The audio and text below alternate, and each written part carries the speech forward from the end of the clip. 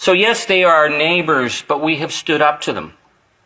We're in a different situation with Donald Trump, a convicted predator, who's seriously undermining the democratic process in the United States, and he thinks he can just push us around. Exactly. He insults us. Yeah. You know, the Conservatives seem to like it because he's insulting our Prime Minister, but he's not really insulting the Prime Minister. He's insulting Canadians, calling us the 51st state. That's right, exactly. You know, once there was a Canada that had a flag that didn't need to be waved. A flag that represented who we are. We didn't boast about it.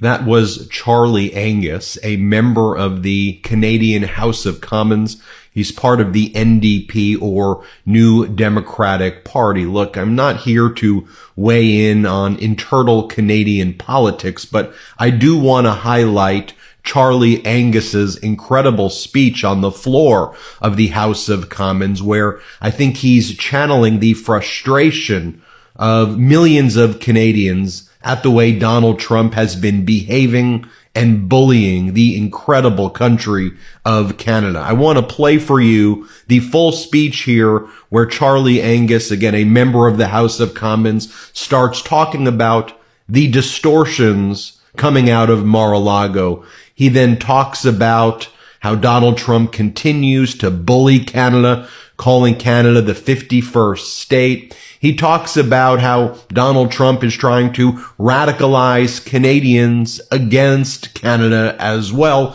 And he talks about the importance and enduring values that have always been there in Canada. And I want you to watch this right here, because the fact that Donald Trump is spending his transition period bullying what is one of America's best allies. You can hear the frustration on Charlie Angus's voice, in his voice. Let's play it. Amplify the distortions that are coming out of Mar-a-Lago and Donald Trump. Primarily his falsehood that Canada is this fentanyl trafficking system causing deaths in the United States, and that what he's put on the table is the threat of a 25% tariff that would cause economic havoc to families and workers and businesses across Canada. There was a time when parliamentarians would have stood up for Canada and responded to these falsehoods.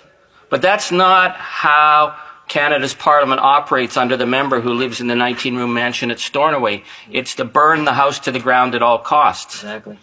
And that's a dangerous position for democracy to be in. I'd like to start just by, we have the world's longest undefended border. And other than 1812, when they attacked us and tried to take us over, we've maintained that border. And we've maintained good-natured relations. But we haven't gone along with the Americans when they've tried to bully us. We haven't embraced their wide open and dangerous death cult gun culture. Mm-hmm. Even though many, many, many Canadians are registered gun owners, we accept the principle of having responsible gun ownership as opposed to the reckless guns that are killing people across the United States. We have not supported their belief that health care should belong to those who have money. Exactly. We took a different tact, even when we were being undermined as being communists and socialists at the time. When the United States insisted that Canadians, young men, go and die in the rice paddies of Vietnam, we said, no, we're not going to send our young men to die in Vietnam. It's a wrong war, and it was a wrong war. And we opened our borders to many great young Americans who were not going to go die needlessly in Vietnam. That's right. When they tried to pressure us to go into the false attack on Iraq, we said no. And we were under enormous pressure then. And in the 1980s, when Ronald Reagan was launching horrific violence in Latin America, in El Salvador and Guatemala, and then they were deporting thousands of people out of the United States who were trying to escape the genocide that was happening in the hills of Guatemala, they put enormous pressure on us to close our border because people who could not go back to the death squads in El Salvador and Guatemala were trying to cross the border at Buffalo to get into Canada to be safe. And at that time, Brian Mulroney said, we have to have the same border principles as the United States. And Canadians stood up and said, no, those are not our values. And we pushed that back because we could not send people back to the death squads. So yes, they are our neighbors, but we have stood up to them.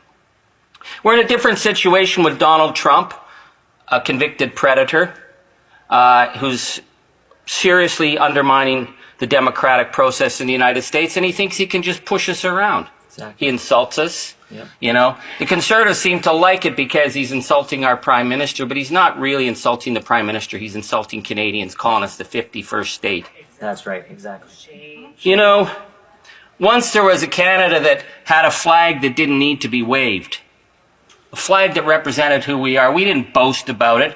It wasn't until our flag was appropriated by conspiracy haters and stuck on pickup trucks, promoting all kinds of disinformation. Our flag was something that just said, it's about values. And it's something that we all understood. We didn't have to brag about. We didn't have to brag about that when we were a country of 11 million people and the Americans were saying, oh, we don't want to go to war. On the very first day Hitler invaded Poland, 11 million Canadians stood up and created the fourth largest air force in the world, the fourth largest navy in the world. We sent our young people all across the world to defend the notion of freedom and parliamentary democracy. And we paid an enormous price. And we came back and we didn't wave the flag then. We just came back and did what we did because we were Canadians. But here we are with this falsehood being perpetrated by the member who lives in Stornoway, that whatever Donald Trump says, he will use to burn the house down to the Prime Minister. So he's using this falsehood on fentanyl, which is an absolute falsehood. I have the Drug Enforcement Agency unclassified reports on fentanyl. Fentanyl, they write about China. They write about India. They write about Mexico. There's just one very tiny thing about a small amount coming from Canada. That's not the issue. Fentanyl's not the issue. But the Conservatives will use that falsehood, threatening a 25% tariff. You can bet that these dumbed-down speeches claiming that Canada's a broken border and a fentanyl trafficking area is going to be used on every right-wing broadcast and on Fox News to further undermine our country. Exactly. They would do that. They would burn our house to the ground because they don't care about truth. They wouldn't know what truth was. If truth came down, Lady Truth came down naked, painted purple, and danced all over Stornoway for weeks. The member wouldn't notice. But I say that jokingly, but it's not a joke, because what Trump's really after is our water. He's made it clear. He said there's a giant faucet in Canada and you just turn it on. There was a time when we would have defended those resources, but you can bet if Donald Trump says, I want Canada's water, the Conservatives will use this House of Commons to promote his attack on our resources. Exactly. To take what they can take, because they don't take us seriously. They think they can push us around. And they can only push us around if we have fifth columnists. You know, fifth columnists was what they called Franco's people, who undermined the defense of democracy in Spain. People who would undermine their own country to score a point. Another term was quislings. Yep.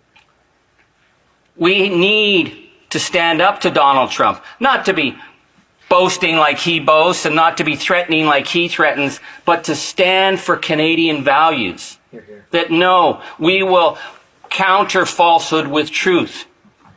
That we will be a good neighbor, that we will protect our border, but that we will not be pushed around. Not the way the member who lives in Stornoway will amplify falsehoods and misuse the House of Commons, knowing that it is putting Canadian jobs and families directly at risk, because they don't care. Yeah.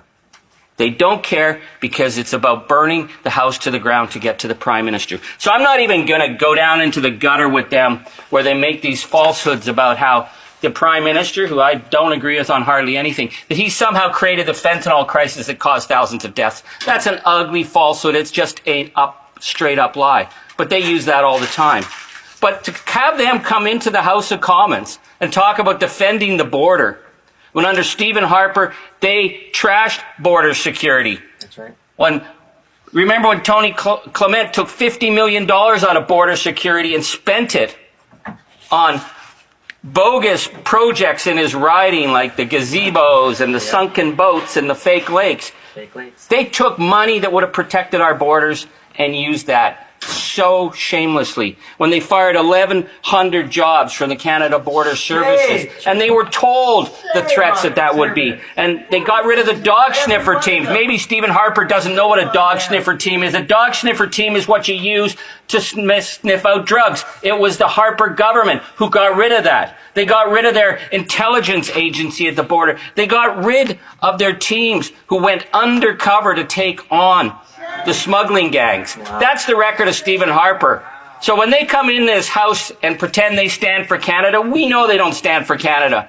When they come in this house and say they'll stand up on the world stage, we know that they supported Putin and undermining the votes for Ukraine. Yeah. And when they say they'll defend the border, they're only defending the interests of Donald Trump, and they would sell us down the river, but not on my watch, not on our watch, not ever. We will stand up for Canada. Hear, hear. And comments, the Honourable Prime. That was a powerful speech right there. And again, you're not going to see Canadian House of Commons speeches, I think, anywhere else other than here on the Meidastouch Network. So give Charlie a shout out as well for doing that. We're going to keep bringing you news you're not seeing anywhere else here on the Meidastouch Network. Hit subscribe. Help us get to 4 million subscribers. And thank you so much for watching. Real quick, Meta just changed their algorithm to suppress political content. Please follow our Instagram at Meidastouch right now as we head towards 400,000 followers so you don't miss a beat.